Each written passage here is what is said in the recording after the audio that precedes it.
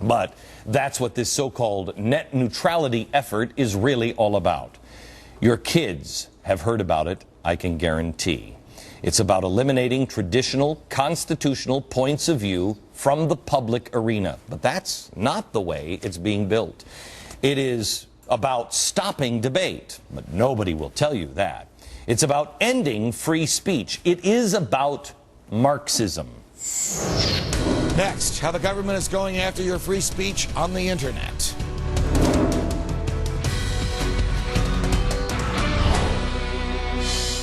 We told you in the last segment about the Marxist group Free Press and how closely it's been working with this administration. One of the issues they've been closely working together on with the FCC has been the fight to control the internet through something called net neutrality. Glenn and a guest explain. So it's actually about three things, okay? First one is access. Can we play the president here in shot number one? I will take a backseat to no one in my commitment to network neutrality. He believes in it, and it's all about access. What do you mean by that? Well, they want to guarantee that everyone has access to broadband internet, and that means they want to turn it into something of an entitlement. They want to ensure that everyone has it, that they subsidize it. There's $7.2 billion of stimulus funding that goes toward building out broadband, subsidizing it, and so on. All right, so give me Van Jones, please, on net neutrality. It does no good to win on net neutrality if net neutrality winds up having a neutral impact on the lives of the people. I would argue that fighting not just at the FCC, as important as that is, but fighting to make sure that every local city and municipality is making free broadband available to everybody has to be number one on our agenda. It has to be. Number one on the agenda. Wow. By the way, Free Press was so proud that we were going to help them get publicity this week that clip that you just saw, which we grabbed a while ago, yeah, it's too bad we have archives here. They've scrubbed that now from their website. But that's sure, they're proud of that. Why is Van Jones involved? Why does he think this is so great? Well, Van Jones was a Free Press board member until he went into the administration. Van Jones has been praised by many of these radical left-wing groups, as you know, and he was speaking there at a Free Press event. We have the logo there in the background. And I think the reason they took it down from their website is right now they're trying to act like they're the good guys. We're stopping these bad phone and cable companies. We're going to keep everything fair and neutral. So the third one here, we have social justice, and the third one is controlling content. And I think this is what most people are worried about. What does this mean to me? I mean, you get on, you read different news, alternative news sites. I mean, they're the ones, really, the internet, YouTube, blogs, just being able to share ideas. It's the place where we are more free than probably we've ever been before. Absolutely. Look, the short-term impact of these types of regulations will just be that the internet won't work as well because you won't have as much competition, you won't have as much investment, they won't be able to manage the network, things will load slowly, you'll have a more difficult time. The long-term implication is much, much more sinister because all of these folks up there on the board and all these people we've talked about want the internet to be owned and controlled by government. And when they put regulations in that destroy private investment, they'll step in and they'll put government investment in, taxpayer dollars in. They've already got $7.2 billion from the stimulus, and they said, and Susan Crawford told the Wall Street Journal that that's just the down payment. Still to come, how Richard Nixon went about silencing his opponents and the scary similarities to what's happening today.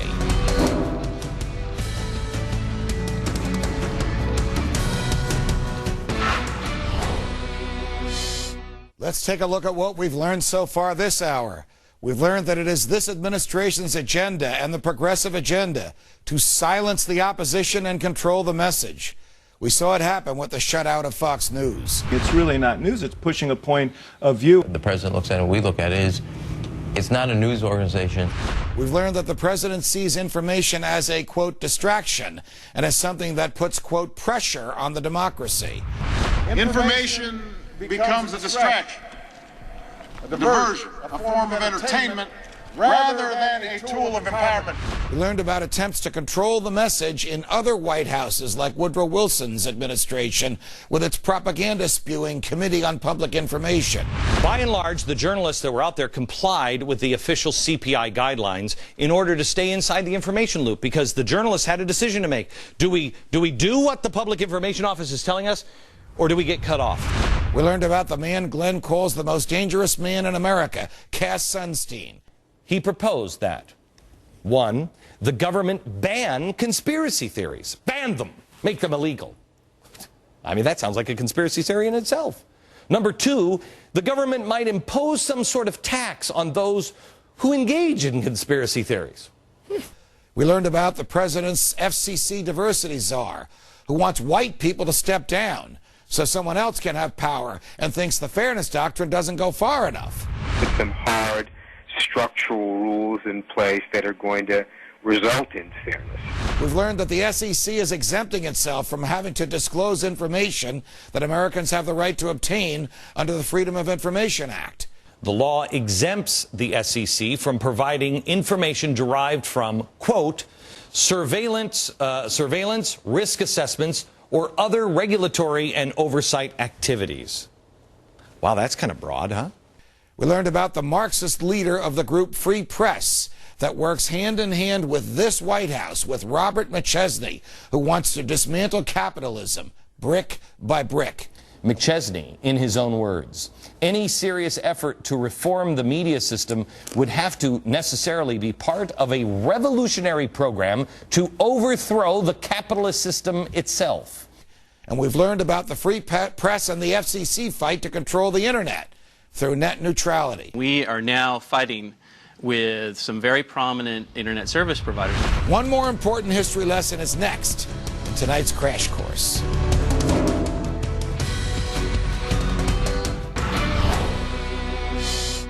Tomorrow night on this program, the niece of Dr. Martin Luther King Jr. joins us for a special hour on civil rights and the rights of man. Make sure to set your DVRs for that. Tonight, we're talking about this administration's blatant control of the message and attempts to silence many of its critics. Before we leave you, here's just a reminder of where this country has gone before and why we must protect the liberties that each and every one of us are entitled to as Americans. My fights with the media, of course, are legendary. It goes back a long time. The media and I are not friends. It is not personal.